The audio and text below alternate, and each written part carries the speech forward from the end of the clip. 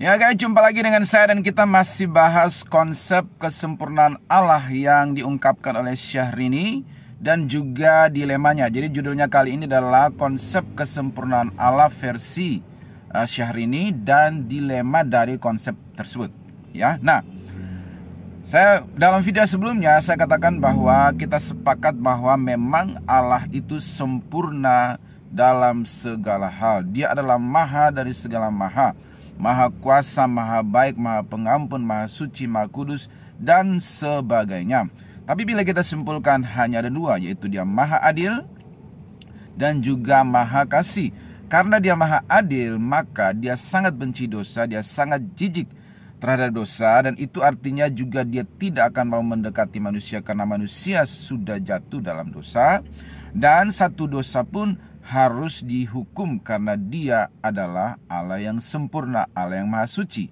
Satu dosa saja harus dihukum. Terbukti ketika Adam dan Hawa hanya melakukan satu dosa, yaitu mengambil buah yang terlarang itu, langsung dihukum, dikutuk, ya, kemudian diusir dari Taman Eden. Jadi karena kekudusan dan kesuciannya, maka dia satu dosa pun harus dihukum. Dan dia sangat benci, jijik, dan tidak suka dengan dosa yang sudah melekat pada natur manusia sejak kejatuhan Adam dan Hawa.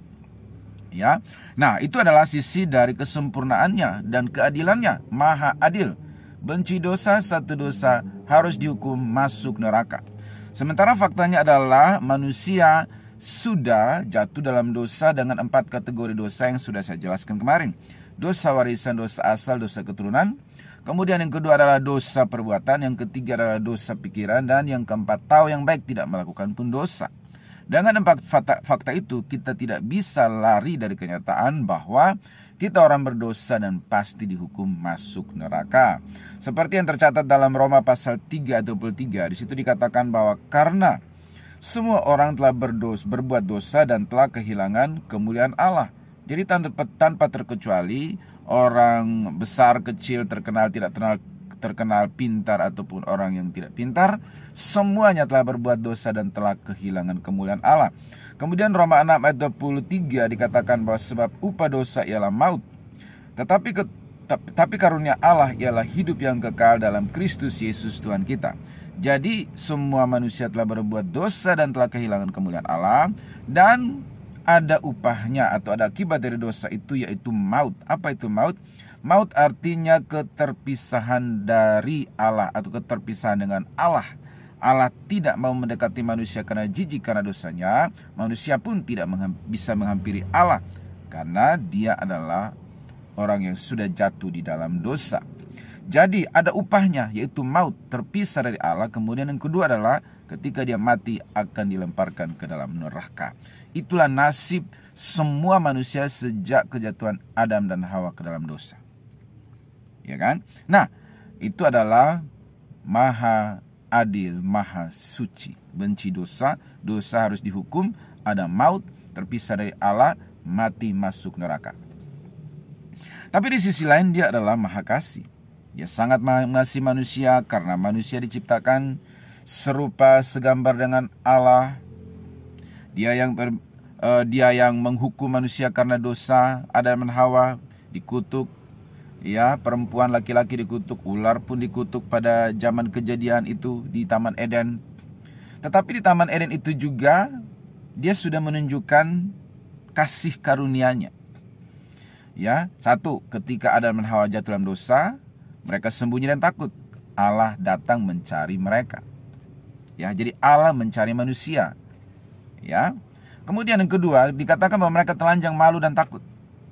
Mereka menutupi ketelanjangannya dengan daun-daun pohon ara. Tuhan datang membuatkan pakaian buat mereka dari kulit binatang. Berarti sudah ada binatang yang dikorbankan, sudah ada darah yang tertumpah untuk menutupi ketelanjangan manusia. Jadi di Taman Eden, pada waktu manusia jatuh dalam dosa, dihukum, plus sekaligus disediakan solusi yang merupakan clue bahwa kelak manusia akan ditebus dengan cara seperti itu. Ya, satu, saya ulangi, Allah mencari manusia. pada waktu jatuh dalam dosa. Yang kedua, dibuatkan pakaian dari kulit binatang, sudah ada binatang yang menjadi korban. Yang ketiga, dinubuatkan bahwa suatu kali kelak keturunan perempuan ini, keturunan Hawa. Kenapa tidak dibilang keturunan Adam?